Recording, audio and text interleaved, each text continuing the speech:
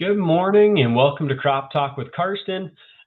One of the major areas in the farming industry right now that we're receiving a lot of questions on is SDRP Stage 2, as well as the Bridge Assistance Program. So I just thought we'd put together a video that may cover some quick tips and helpful information to answer some of those questions that we have received. A quick disclaimer before we get into it is, this is just an educational video. I'm not a trained FSA representative, so by all means, this is just meant to be educational, and please refer to FSA representatives with detailed questions.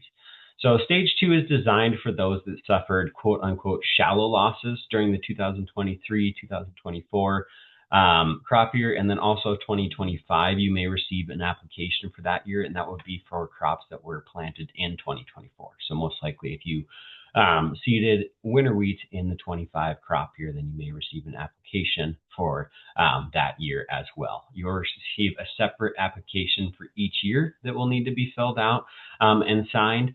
And these applications are not going to be mailed to you like they were for Stage 1. So you're going to need to go to your FSA office in order to pick up the application. The biggest area where maybe your crop insurance agent is going to be helpful, and where maybe the FSA representatives may send you to your crop insurance agent, is going to be to verify that your production is correct. So on those forms, it's going to auto-populate, or it should auto-populate your certified production for that year, for that crop or that unit. And just making sure that that information is the same as what you reported on your production report is important. And then also they want us to check and make sure that the unit numbers are correct. They said they've had a few issues of the unit numbers getting a little messed up. So just verifying that information. So by all means, we are happy to help with that if we can, or I guess you could, if you are wanting it to do it yourself, you could refer to your signed production report. Or maybe loss sheets, or whatever it is that essentially has your production information. Stage 2 is also going to take into account some quality loss aspect to it, and how it does that is it factors it from the discount that was applied at the point of sale. So if you haven't hauled it in yet, that's going to be hard to justify for SDRP Stage 2. But how it is essentially there's an online tool on USDA's website that allows you to plug in the load records. So you'll plug in, say, 1,000 bushels and say, I potentially was, they were offering, let's say, $5 for it, but after you took off the dockage and the quality loss aspect, I got $4.75. Whatever it may be, you'll plug that in, and then it will at the end will generate a percentage of the quality loss that will be used on the form to figure out what your potential payment would be.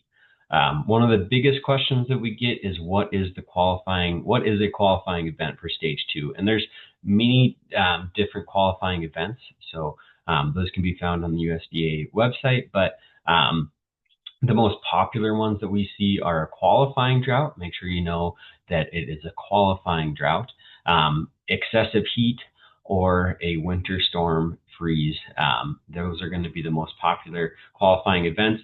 I would probably say that excessive heat is going to be the most popular in at least our general kind of Hill County and surrounding county area, because I would say you could probably argue that every single year there was probably a week or two or more where we saw high temperatures with no moisture. So, and one tip on that from the crop insurance side is that if on your loss sheets, or maybe you don't even have loss sheets, but maybe you turned one in and there was no payment or whatever it may be, if let's say on that your main cause of loss says hail isn't a qualifying event for Stage 2, but as long as you can prove that the qualifying event did apply during that year, it would still be a qualifying event for you. So, I've heard from some people that maybe you might need to provide, like for excessive heat, for instance, you might need to